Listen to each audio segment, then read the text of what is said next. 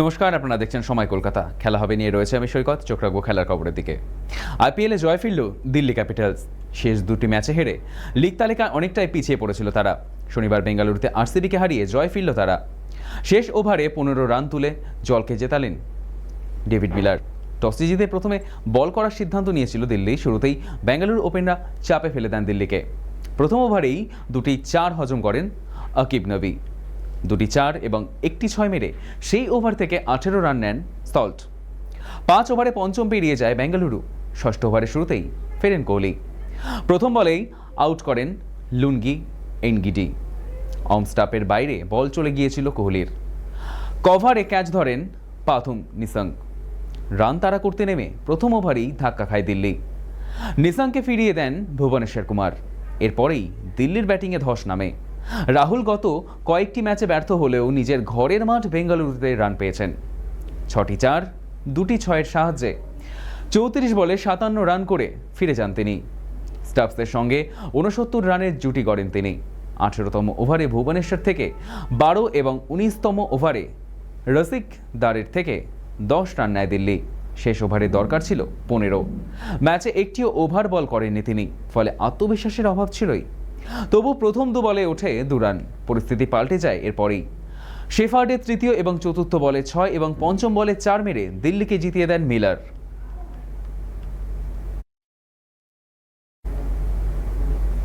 আইপিএলের মাঝপথে বড় ধাক্কা চেন্নাই সুপার কিংস শিবিরে। শনিবার সানরাইজার্স হায়দ্রাবাদের বিরুদ্ধে ম্যাচে ব্যাট করার সময় হ্যামস্ট্রিংয়ে চোট পান 18 বছরের তরুণ ব্যাটার আয়ুষ মাত্রে। আইপিএলে ভালো ফর্মে আছেন আয়ুষ। সানরাইজার্সের বিরুদ্ধে ম্যাচে তাকে ইম্প্যাক্ট সাব হিসাবে 3 নম্বর ব্যাট করতে নামায় সিএসকে। ভঙ্গুর চেন্নাই ব্যাটিংয়ের একমাত্র আশা। এদিন যতক্ষণ ব্যাট করেছেন ততক্ষণ প্রয়োজনীয় রান রেট নিয়ন্ত্রণের মধ্যে ছিল। 13 বলে 30 রান করে যান অনূর্ধ্ব 19 দলের বৈভব সূর্যবংশীর অধিনায়ক। চোটে কাবু হয়েছিলেন। তারপর দুরন্ত ক্যাচে তাকে ফেরান হেনরিক ক্লাসেন। ঝোড়ো ইনিংস খেলেও শেষ পর্যন্ত চিন্তা বাড়িয়েছেন এই তরুণ ব্যাটার। দৌড়ে দ্বিতীয় রান নেওয়ার সময় তার বাঁ পায়ের হ্যামস্ট্রিংয়ে টান ধরে। এরপর ফিজিওর কাছ থেকে প্রাথমিক চিকিৎসা নিয়ে আবার ব্যাট করতে নামলেও ইনিংস দীর্ঘায়িত করতে পারেননি। তার নড়াচড়াতেই অস্বস্তির ছাপ স্পষ্ট ধরা পড়ছিল। চোট কতটা গুরুতর সেটা স্ক্যান করার পর বোঝা যাবে। রবিবার বা সোমবার স্ক্যান হবে। তবে প্রাথমিকভাবে চোটের অবস্থা বেশ খারাপই মনে করা হচ্ছে। চলতি আইপিএলের 6 ম্যাচে 201 রান করেছেন তিনি। স্ট্রাইক রেট আকর্ষণীয় 177.87। চেন্নাইয়ের হয়ে এই মরশুমে সর্বোচ্চ রান আয়ুষের নামে।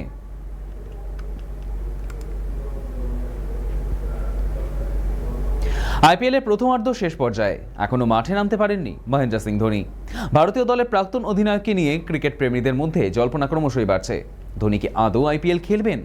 শনিবার সানরাইজার্স হায়দ্রাবাদের কাছে হারের পর চেন্নাই সুপার কিংসের ব্যাটিং কোচ মাইক হাসি আশার কথা শুনিয়েছেন। ধোনির চোট সারলেও ফিটনেস নিয়ে সমস্যা রয়েছে। এখনও ম্যাচ খেলার মতো অবস্থায় নেই চেন্নাইয়ের প্রাক্তন অধিনায়ক। 44 বছরের উইকেট রক্ষক ব্যাটারকে নিয়ে কোনো ঝুঁকি নিতে চাইছে না চেন্নাই কর্তৃপক্ষ। আইপিএলে দলের পারফরম্যান্স খুব ভালো হচ্ছে না। 6টি ম্যাচ খেলে 2টিতে জিতেছে। এই পরিস্থিতিতে ধোনি কবে মাঠে নামতে পারবেন এই প্রশ্ন আরও বড় হয়েছে। ম্যাচের পর কোচ বলেছেন ধোনি এখন দৌড়তে পারছেন, তবে গতি আরও বাড়াতে হবে। চেষ্টা করছেন, কারণ ধোনিকে ইনিংসের শেষের দিকে ব্যাট করতে হবে। ব্যাটিং অর্ডারের ওপরের দিকে ও থাকবে না, এটা নিশ্চিত। শেষের দিকে খুচরো রান নিতে হয়, তাই ঠিকমতো দৌড়ানোর বিষয়টা নিশ্চিত করা দরকার। যতটা সময় লাগবে বলে মনে করা হচ্ছে তার আগেই ধোনি ম্যাচ খেলতে পারবেন।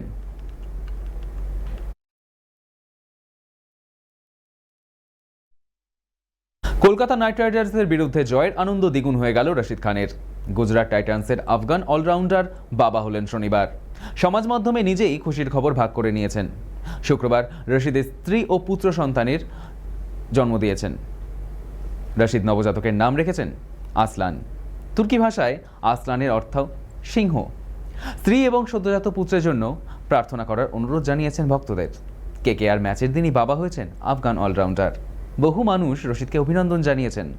স্ত্রী সন্তান সম্ভবা হলেও পেশাদার ক্রিকেট রশিদ আইপিএল থেকে নিজেকে সরিয়ে রাখেননি। শুভমান গিলের দলের হয়ে নিয়মিত মাঠে নেমেছেন। পুত্র সন্তানের জন্মের সময়ও নিজেকে ব্যস্ত রেখেছিলেন 22 গজের লড়াইয়ে। এবারের আইপিএলে এখনও পর্যন্ত 5টি ম্যাচ খেলে 6টি উইকেট পেয়েছেন রশিদ। ওভার প্রতি খরচ করেছেন 7.70 রান। দুটি ম্যাচে ব্যাট করে 24 রান করেছেন, সর্বোচ্চ রান 24। একদিকে বাবা হওয়ার আনন্দ, আরেকদিকে কেকেআরকে হারানোর আনন্দ, সব মিলে দ্বিগুণ আনন্দ উপভোগ করলেন রাশিদ খান।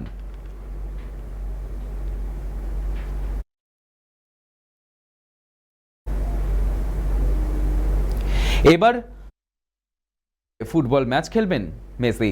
ভারতের পশ্চিম দেশের বিরুদ্ধে নীল সাদা জার্সিতে ম্যাজিক দেখাবেন লিওনেল মেসি।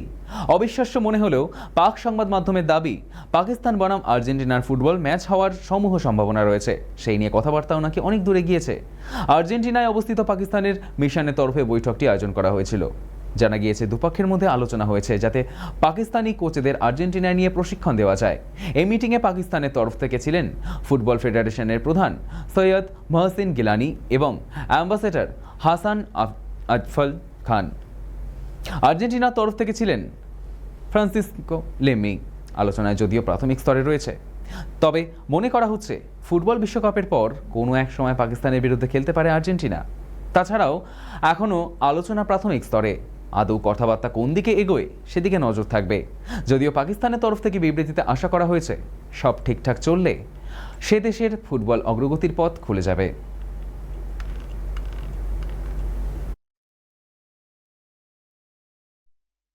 খেলা হবে এখনকার মতো এই পর্যন্তই। দেখতে থাকুন সময় কলকাতা, সময় বলবে সময়ের কথা।